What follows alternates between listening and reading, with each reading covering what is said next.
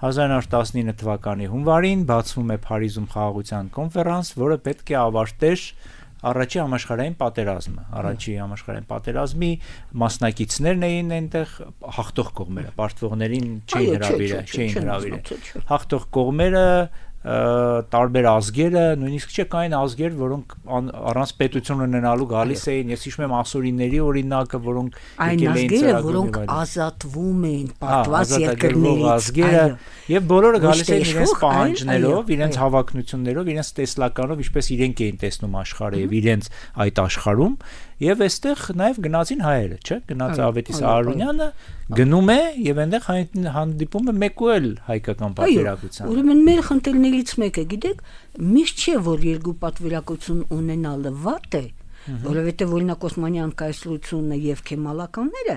նրանք կարողացան ինչքան էլ մրցակցություն կար իրենց մեջ, երբ պետք է հարցը գցում ես ուրիշի վրա, դե ես ստորագրում եմ Սևրի պայմանագիրը, ինքը չի ընդունում կրվում, ես ինչ անեմ, ես ստորագրել եմ։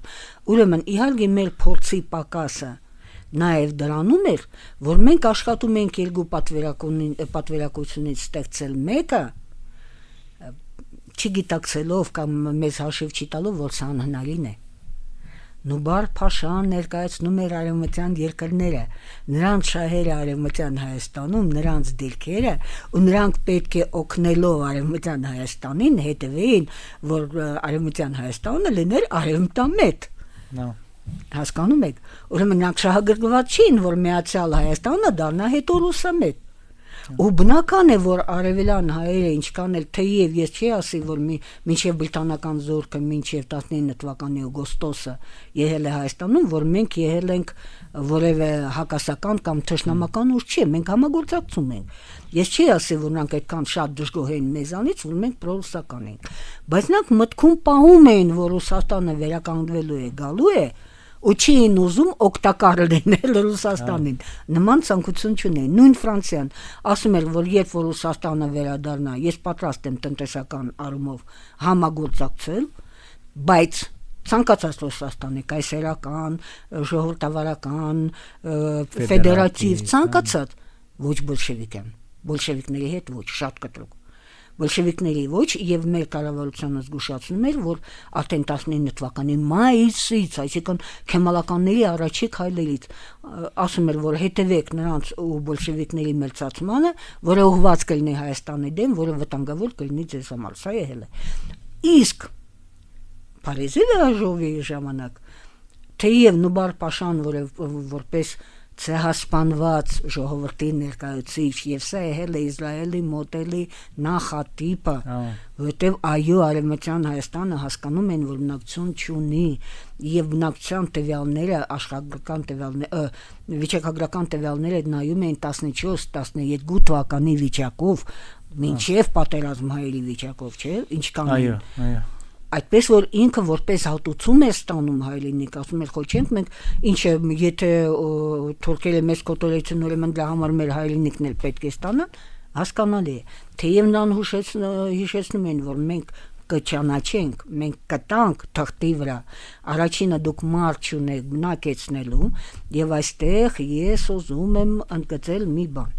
Ցեղասպանության, իսկ ցեղասպանությունը ել առաջի համաշխարհային պատերազմի հունի մեջ է ընթացքում։ Անչափ կարևոր է բնակչության որքան հնարավոր է պահելը։ Հասկանում եք։ Տանել դեպի սահման կամ դեպի ռազմական գիծ, անցկացնել ուրիշ երկրներ։ Այսինքն նույնիսկ եթե մեր ֆեդայական բոլոր ուժերը կենտրոնացնեին դրա վրա, որ որքան հնարավոր է վանի ապստամբությունը գիտենք, հասկանալի, որքան հնարավոր բնակչությունը փրկենք, որովհետև հետո 4-5-6 տարի հետո կարող է լինել բոլորովին այլ քաղաքական վիճակ եւ այդ մարդկանց արկայությունը կարող է լինել շատ կարևոր գործոն, մարդիկ կան, թե չկան։ Ոստի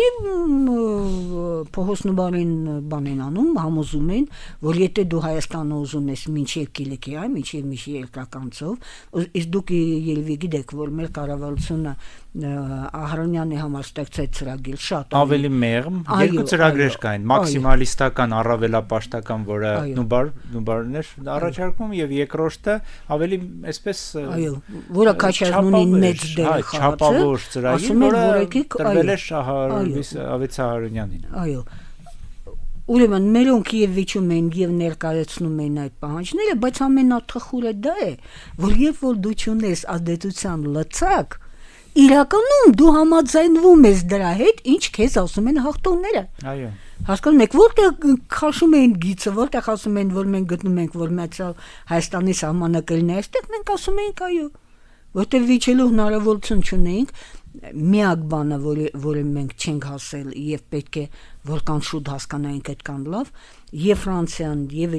միայն Իտալիան։ Ուրեմն Ֆրանսիան, Անգլիան եւ ԱՄՆ-ը ասում են մենք կտանք զենք, մենք կտանք փող։ Բայց մենք չենք տա ռազմական ուժ, զինվորներին չենք տա։ Պետք է մտածենք միայն ձեր հնարավորությունների մասին։ Միայն Իտալիան ու Հունաստանը, Իտալիան պատրաստ էր 19 օգոստոսի, երբ որ բրիտանացին գնաց բանակով, բերել ամեն ինչ արեց նույն Անգլիան եւ ԱՄՆ-ը, որ դա չի լինի։ Թեև գիտեն, որ մեկը գնում է, մյուսը չի գալու։ Իսկ Բրիտանիայի փոխարեն ուզում էին Այո, առաջարկում էին որ իտալական զինվորները գային տեղակայվեն Ասում են չի միևնույնն է դուք չեք կարողանա դուք քիչ եք նրանք շատ եք դուք փորձ ունեք եւ այլն ամենայն դեպս պարզապես չեն թողել որ մտնեն Մյուսը Հունաստանն է, որը կռվում էր եւ ասեց, որ Զմյուրնիայից սկսած 19 թվականի էլի մայիսից ես կկռվեմ Օսմանյան կայսրության դեմ, թուրքերի դեմ եւ մեր կառավարությանը առաջարկում էր համատեղ աշխատել, մենք սովորաբար գրում ենք, որ մենք դա չենք ընդունել, այդպես չէ։ Երկու փորձ եղել է մեր կառավարության կողմից Հունաստանի հետ համատեղ աշխատել, միասին գործողություններ կազմակերպել։ Չի ստացվեց, բայց այդպես որ մենք միշտ մերժում ենք, այդպես չէ։ Ուրեմն մենք ստիպված ընդունում ենք Ֆրանսիայի, Անգլիայի, ԱՄՆ-ի ասածը։ Միայն դրական կողմը ինչն է, որ այո, մեզ պաշտոնապես լսել են վեհաժողովի նիստերում որտեղ դրա հնարավորություն ունենք։ Նրա քարտուղարության համար, դիվանի համար պաշտոնապես բազում թղթեր ներկայացնում ենք երկրների եւ Գերագույն քաղաքական Գերագույն խորհրդի խնդրանքով։ Վիճակագրությունը, բոլոր տվյալների մանրամասն, որտեղ ինչքան զորք է պետք է եւ այլն, տվյալների պակաս նրանք չեն ունեցել եւ համարյա այդպիսի դեպք չի են մեն Նուբար Փաշայի բերած թևերին երբեմն Անգլիան կասկած էր հայտնում, բայց իրականում մեր հանրապետության տվյալները կասկած չեն հարուցել։ Երբ որ բերում էր վիճակագրությունը, ընդունվում էր հանգիստ եւ ասում էր այո, ինչու, որտեղ մանավանդամենը ուղարկեց եւ Խարբորդի առանձին առաքելությունը եւ առանձին առաքելությունը մինչեւ Խարբորդը գնաց Պահեստինով Մերձավոր Արևելքով եւ ունեին քարոզիչներից ու հարգած տվյալները, այսինքն համեմատում են, ել չեմ ասում բրիտանական զորքը, որը ինքը հավաքում էր տվյալները եւ ուղարկում էր, երբ որ համեմատում են, տեսնում են, որ չէ, հնարավոր է